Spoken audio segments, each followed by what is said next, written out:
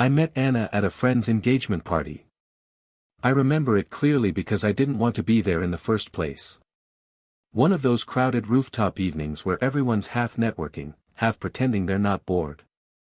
I was leaning on the railing with a drink in hand, thinking about heading home, when she walked up and asked if I worked in hotels too.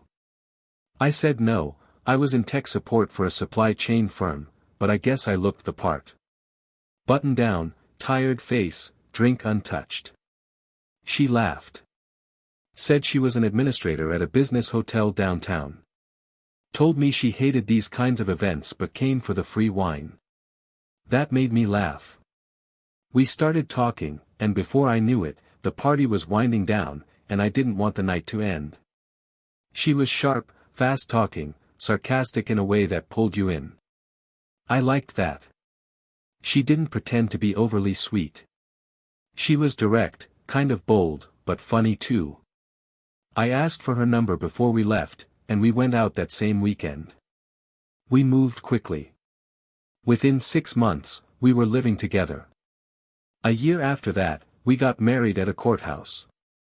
No drama, no guest list, just the two of us and a dinner afterward at a small Italian place. We both agreed we didn't need the spectacle. We weren't the type. At least, that's what I thought.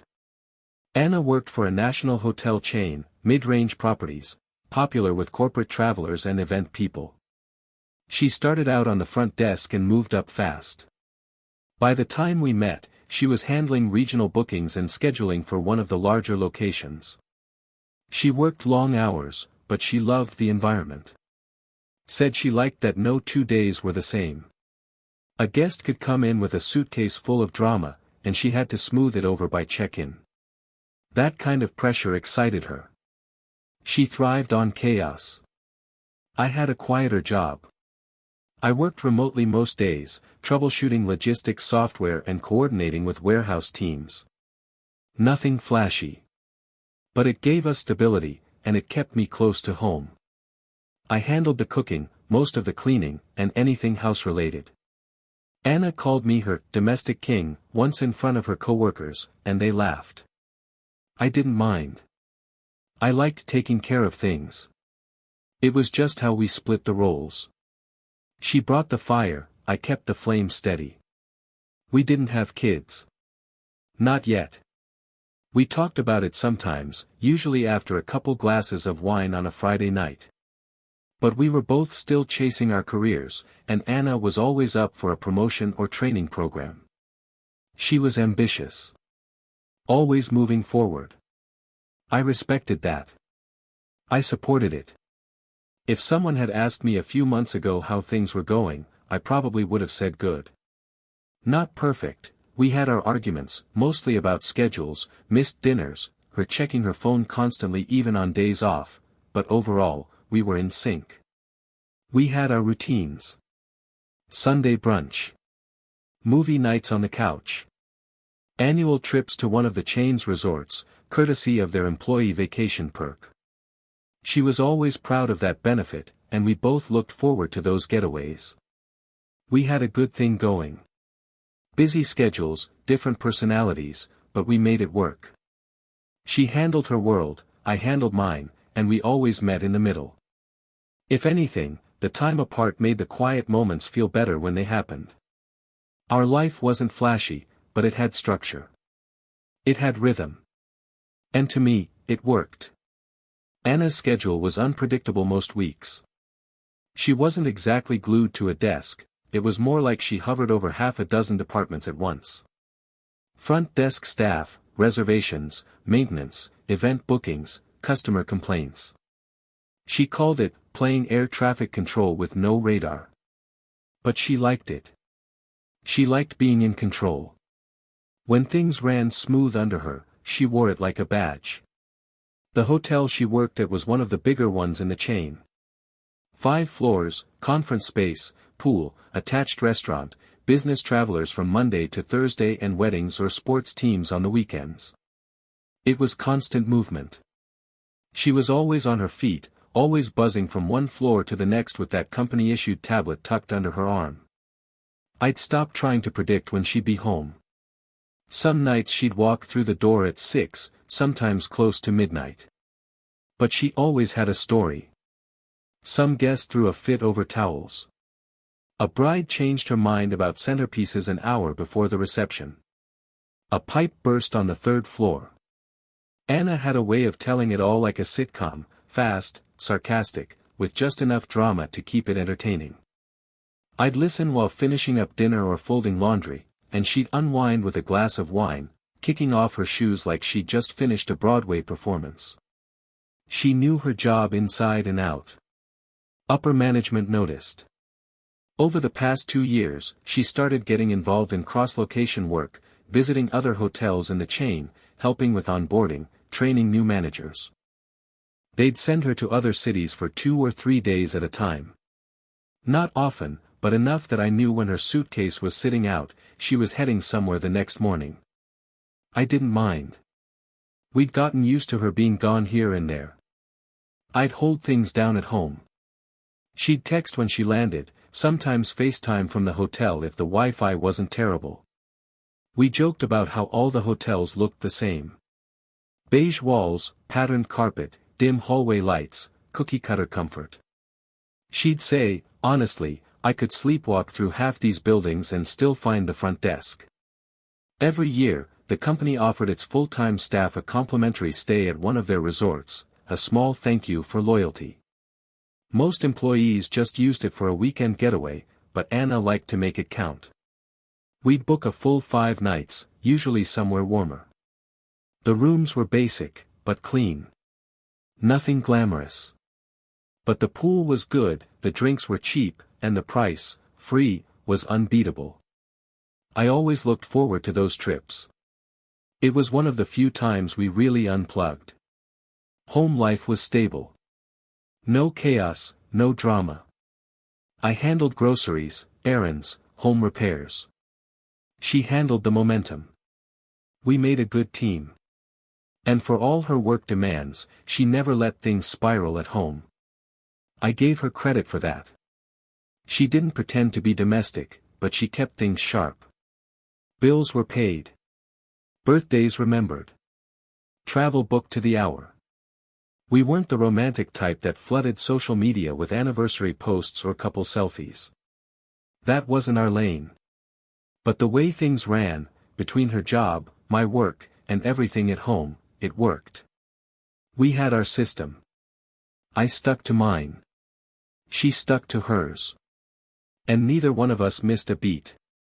The most recent trip we took together was to a hotel near the coast, one of the newer ones in Anna's company's portfolio.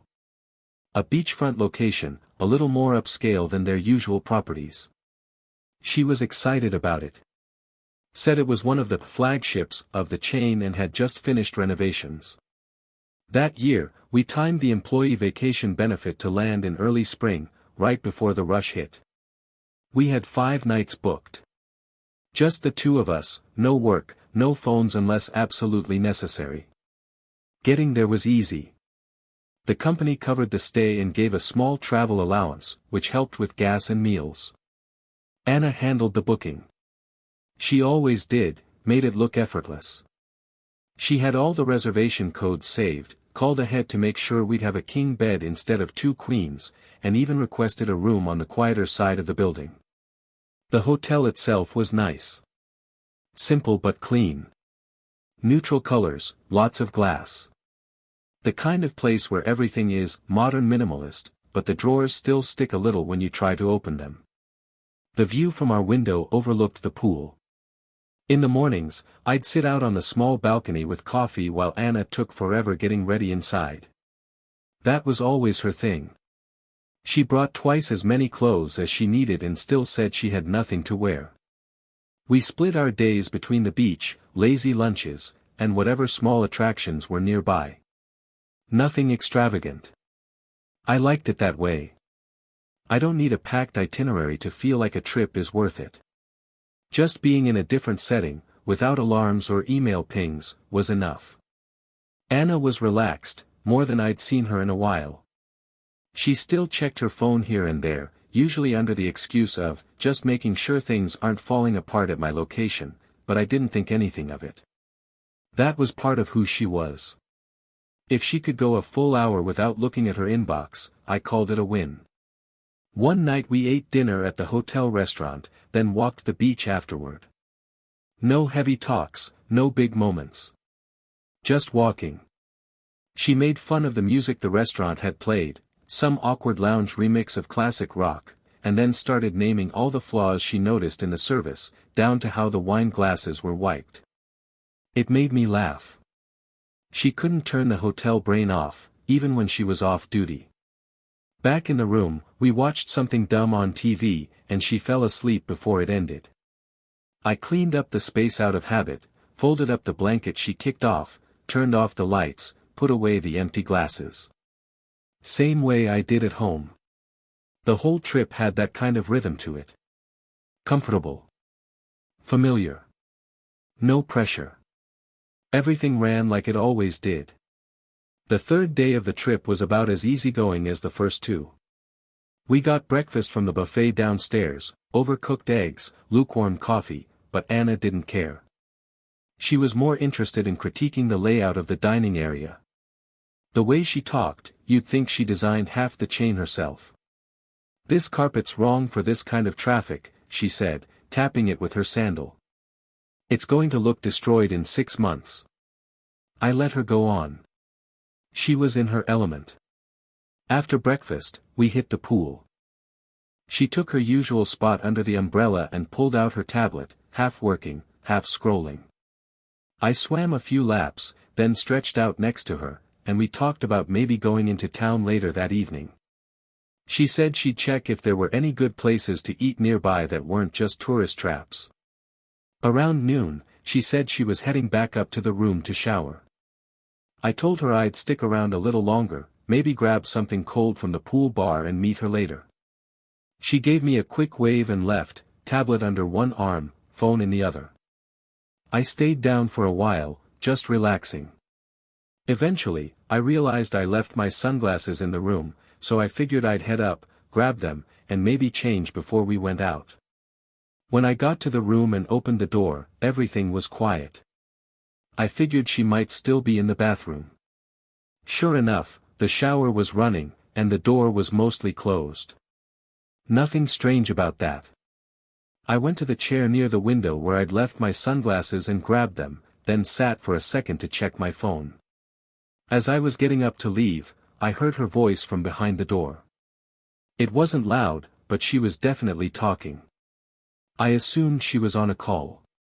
But the tone of it didn't sound like her usual work mode. It was softer, more casual. Like she wasn't just giving instructions or answering questions. I said, "Hey, just grabbing my stuff," and she replied quickly, "Okay." That was it. I left. Later, back at the pool, she came down looking exactly how she always did after a shower, hair pinned up, clean makeup, casual dress. She sat down, leaned back, and asked if I'd checked the bar menu yet. I hadn't. I just said, "Were you on a call up there?" She didn't miss a beat. Just checking messages. Nothing real. Then she reached for her drink. I didn't push. There wasn't anything to push on. She seemed relaxed. The day kept moving. That night, everything was normal again.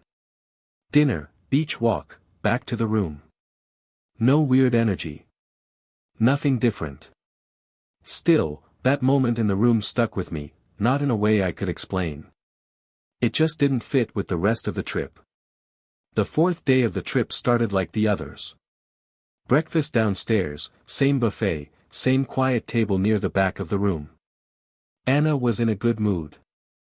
She spent 10 minutes explaining how the check-in staff could speed up the morning line by shifting the concierge table 2 feet to the left. I mostly just nodded while drinking my coffee. We decided to spend the morning walking through the small shops a few blocks from the hotel.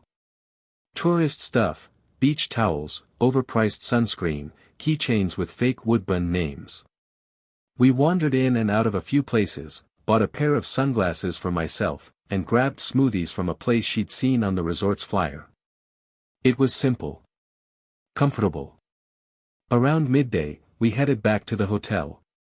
Anna said she was going to swing by the front desk and ask about a late checkout for our final day. I said I'd head up to the room and wait there. She said she'd be back in 10. It took her almost 30. When she walked in, she didn't mention anything about the front desk or the checkout. Just dropped her purse on the bench and said she was starving. I asked, so? Late checkout possible?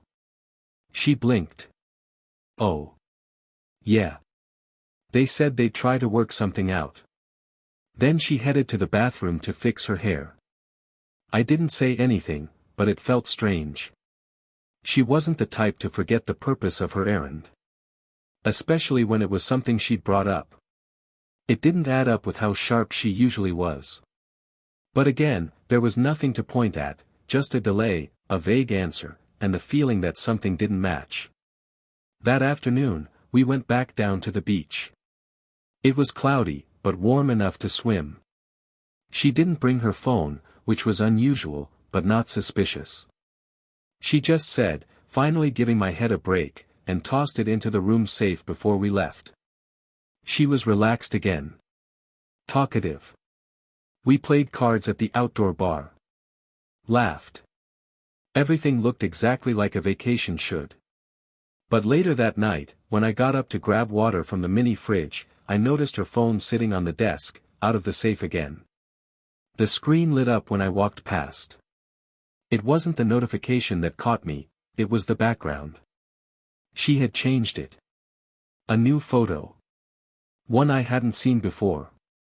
A dimly lit shot of what looked like a rooftop bar.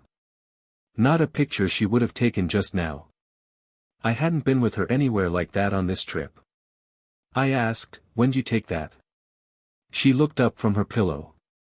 "Oh, it's just some old photo I had saved. Thought it looked better than the plain one." I said nothing and went back to bed. The next morning, Anna got up earlier than usual. I woke to the sound of the shower running and the blow dryer starting a few minutes later. When I looked at the clock, it was barely 7:30. She was usually the one sleeping in while I got up and wandered down for coffee. I sat up, rubbing my eyes. Early start. She called back from the bathroom, thought I'd get ahead of the rush. Pool fills up fast and I want a good spot today. Fair enough. She came out with her hair pinned up, makeup on, a new bikini top I hadn't seen before, and one of those loose button-down shirts over it. She looked good, better than usual for just a pool day. I made a comment about it. She smiled and said, "Just because we're on vacation doesn't mean I have to look like I gave up." That was her humor. A little sharp, but meant to be funny. I laughed and let it go. She grabbed her tote bag, sunglasses, and phone, and said she'd go down ahead of me to get chairs. I told her I'd be right behind her after I finished waking up. 10-15 minutes, tops. When I got down there, she wasn't at the pool. I looked around, checked the far side, the shaded end, even walked around the back where the hot tub was. Nothing. I tried calling her, no answer. Figured maybe she went to the restaurant to get something or stopped at the front desk again. Another 15 minutes passed. I texted, "Where'd you go?" No reply. I walked back up to the room, more confused than anything. When I opened the door, she was inside, towel around her waist, holding her phone, startled for half a second when she saw me. "Didn't think you'd be back already," she said. "I thought you were at the pool." I was. It was too crowded. So I came back up to wait. "Did you not see my text?" She glanced at the phone. "Oh. Sorry. Just put it on silent. Didn't notice." The story worked. It wasn't even worth challenging. But something in her face, it looked like she wasn't sure if she'd been caught doing something or if she'd imagined I wouldn't come looking. I didn't say anything more. I took a shower, and we went about the rest of the day like we had the others. Lunch, walking, a lazy hour near the beach. But my head was busier than usual. That was the third time something didn't quite add up. None of it damning. Nothing dramatic. But the pattern was becoming harder to ignore. And the way she looked when I opened that door. That stayed with me longer than it should have. By the time we hit the last full day of the trip, something had definitely shifted, not in any dramatic way, but the mood between us felt flatter. Anna wasn't being cold, and I wasn't acting different on purpose. We still did the usual things, ate, walked, swam, even joked around. But there was something under the surface now. At least for me. That morning, she wanted to go into town early. Said she'd seen a little boutique 2 blocks off the main strip that had handmade scarves or candles or whatever.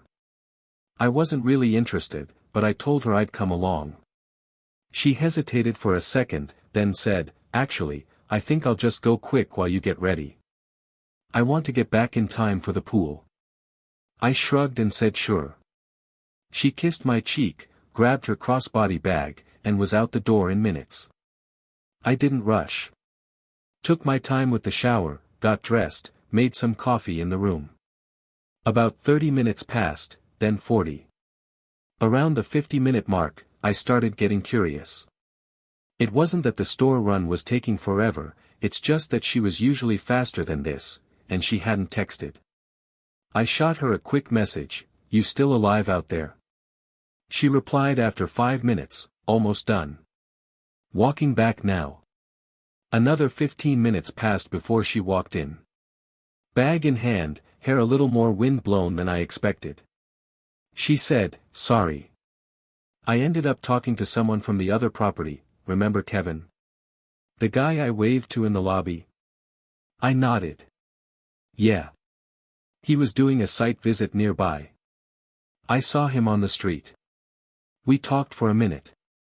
She didn't seem flustered. Just casual. But I was surprised she hadn't mentioned him before.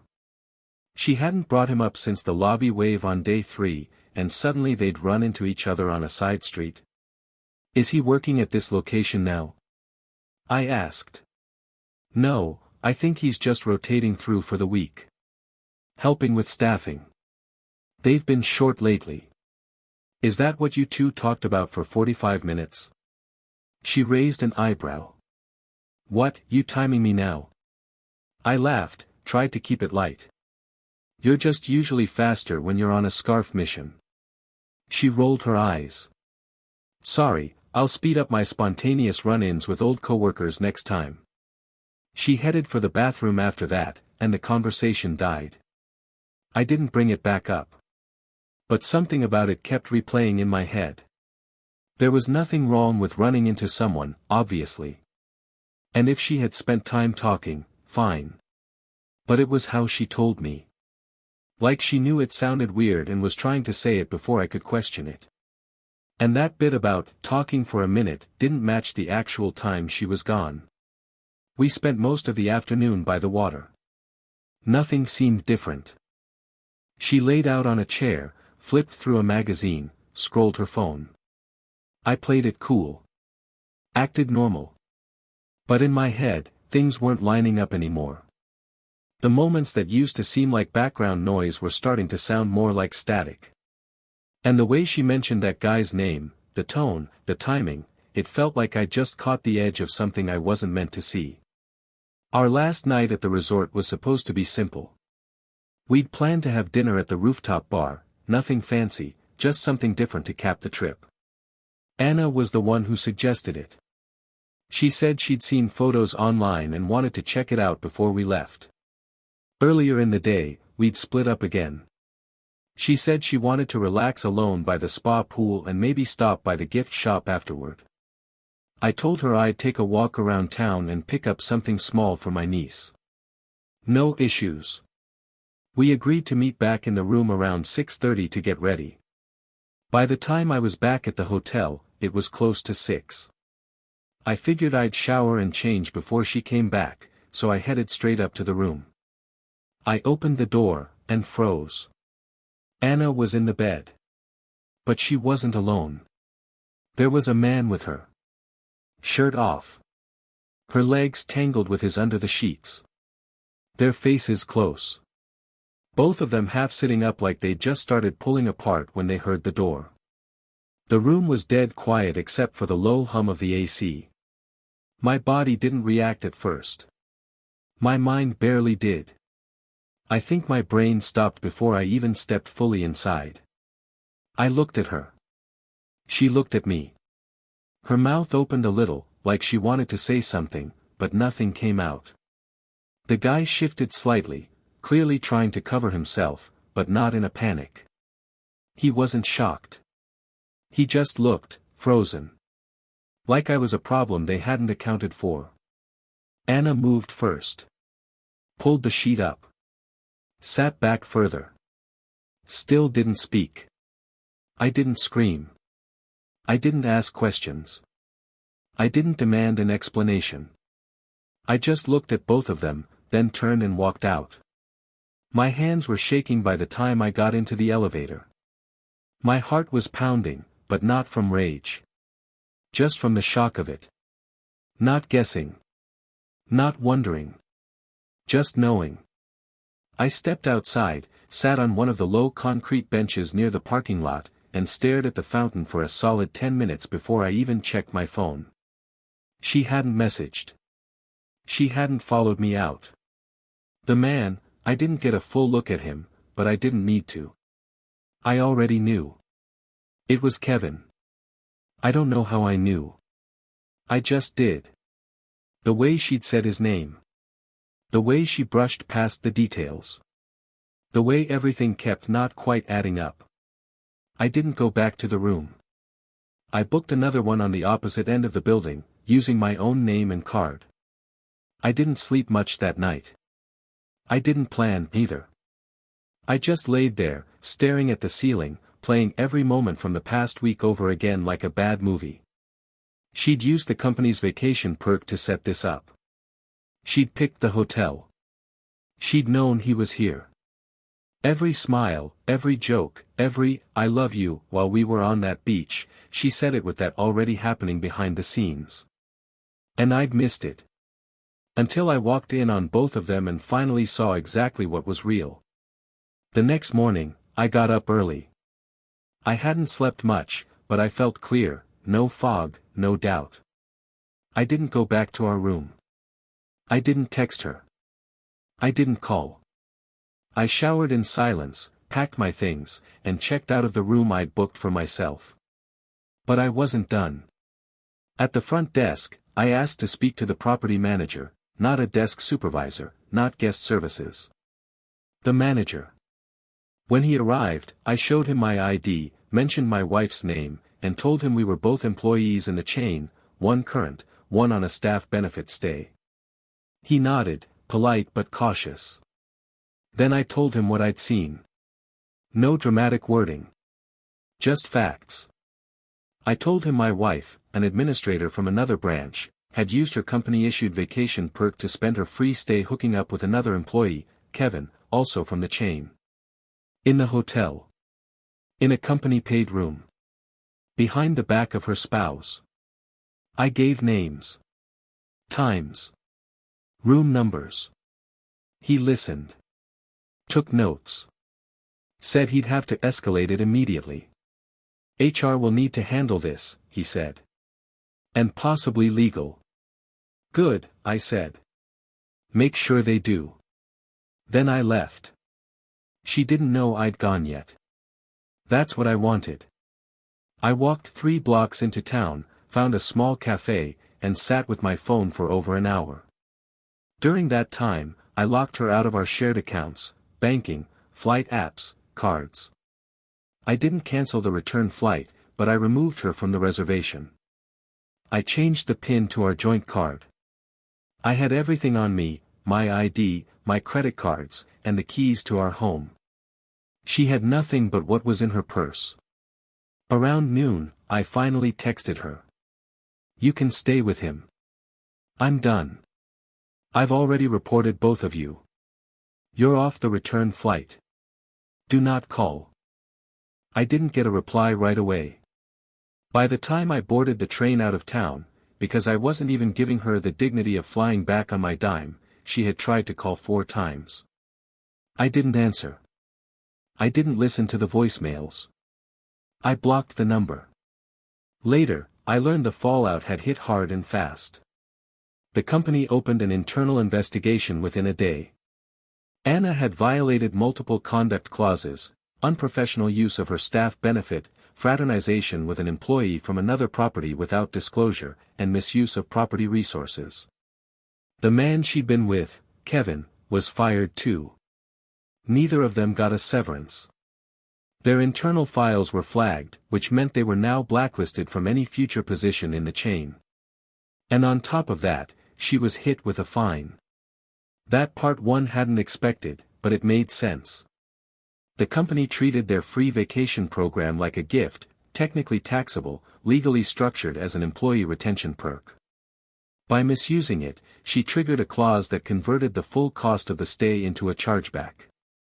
She owed them thousands. She tried to call again through her sister's phone. I blocked that number too. She was still in that city, standing outside the only place she thought was safe. And I left her there, without her job, without money, without a place to stay. She walked into that hotel thinking she was in control. She walked out with nothing. The silence that came afterward was the loudest part. Once I got home, everything was still. No calls. No pounding on the door. No dramatic airport scenes. Just nothing. I think it took Anna a few days to realize I wasn't bluffing. That I wasn't giving her a chance to talk her way back in. I didn't post about it. I didn't tell my friends the full story, just that we'd separated. People asked questions, sure, especially the ones who'd seen us at get-togethers or heard Anna talk about work promotions, but I kept the answers short. I didn't want sympathy. I didn't want people picking through the details. I wanted distance. Eventually, I heard bits and pieces from mutual connections. She'd gone to stay with her cousin temporarily. Then with an old friend. She tried getting another job, but the blacklist across the hotel chain followed her. Word spreads fast in that world. No one wanted to touch the mess she'd made. The fine hit her account hard. She'd never been great with saving money, her paychecks went quick, and I'd handled most of the planning and budgeting. Now, without that structure, she was scrambling. She tried to fight the penalty, but the contract she signed was airtight. Her benefit was revoked, and she owed them the equivalent of a full-rate week-long stay at a prime season resort. I ignored every attempt she made to contact me. A few emails. A few blocked numbers. The only one I responded to was her attorney, who messaged about retrieving some of her belongings. I packed everything myself, left it boxed in our garage, and had a third party hand it off. She never came to the house. It took a few weeks, but I started feeling normal again. Waking up without anxiety. Eating at the table instead of in front of the TV. I got back into my work routine. Took on a few extra projects. Walked to clear my head. Slept through the night. I'd catch myself sometimes, thinking about that trip like it was just a vacation. Then that door would open again in my mind, and I'd see it exactly how it happened. But it didn't sting anymore. Not like it did the first few days. Now it felt distant. Like watching someone else's story. I told my family what happened, eventually. My sister was furious. My mom just nodded and said, I always thought something was off about her. They all offered support, but I didn't need it. I'd already made peace with the fallout. It wasn't just about the cheating. It was how easily she lied, how easily she risked everything, and how quickly she moved when she thought I wasn't watching. She'd probably convince herself it was a mistake, a moment, something that just happened. But I knew better. It wasn't a moment. It was a plan. One she carried out with someone she already had waiting. One she used the job for. The vacation. The trust. And now she'd lost all of it. She hasn't tried to come back since. No handwritten letters. No late-night apologies. I think she knows there's no opening left. She wanted something else. Now she has it. And I've got what she thought I'd lose. Control. Peace. And the truth. It's been almost 3 months since the trip. Things have settled. Quietly. I didn't burn the house down emotionally. I didn't go looking for replacements. I just went back to living. Day by day. Meal by meal. No chaos. No guessing. I got promoted at work. Not a massive change in title, but more responsibility and better pay. The kind of thing I might have told her about once. Now it just lived in my head for a few minutes before I got back to whatever I was doing. The satisfaction didn't come from sharing it, it came from knowing I earned it without her in the picture. The house is still clean. Everything's in its place. I replaced the key code. Changed the locks for good measure. There's no trace of her left here. I boxed everything up, her clothes, her stuff from the bathroom, even the dumb coffee mug she used every morning. Gone. Out of sight. Out of reach. I haven't heard from her in weeks. Not directly. The last I heard, she was trying to pick up work in hospitality on the side. Freelance event support, maybe some admin gigs for smaller venues. Nothing stable. Nothing long-term. That part didn't matter to me. I wasn't tracking her out of revenge. I just wanted confirmation she wasn't anywhere near my life anymore. Her name's not on anything now. Not the mortgage. Not the utilities. Not the accounts. I did the paperwork. Filed everything. Got things locked down tight. She disappeared off my radar the moment I walked out of that hotel. And somehow, it didn't break me. That's the part one keep thinking about. I thought it would. I thought seeing her in that bed would crack something permanent. But it didn't. It was like pulling a curtain back and finally seeing what was always there. I didn't need to yell. I didn't need to cry. I just walked out and started cleaning house. People keep asking if I'll date again. I don't have an answer. Right now I'm not in a rush. I'm not avoiding it, but I'm not craving it either. I like the silence too much. I like eating when I want. Sleeping when I want. Watching something dumb without someone judging it from across the room. I still think about the trip sometimes, not her, just the absurdity of it. The fact that she set the whole thing up. Picked the hotel. Booked the room. Packed a bag. Said she loved me, smiled in every photo, swam in that pool like nothing was wrong. She used the company's gift to make space for her lie. And in the end, I didn't just take that away from her, I made sure she felt every inch of the floor drop beneath her when it collapsed. No revenge rant. No second chances. Just silence. She built something rotten and watched it fall. I got on that train and left her there with her lie, her fine, and the man she used to carry it out. That was her ending. Mine is just this. A clean house. A locked door. And no more questions.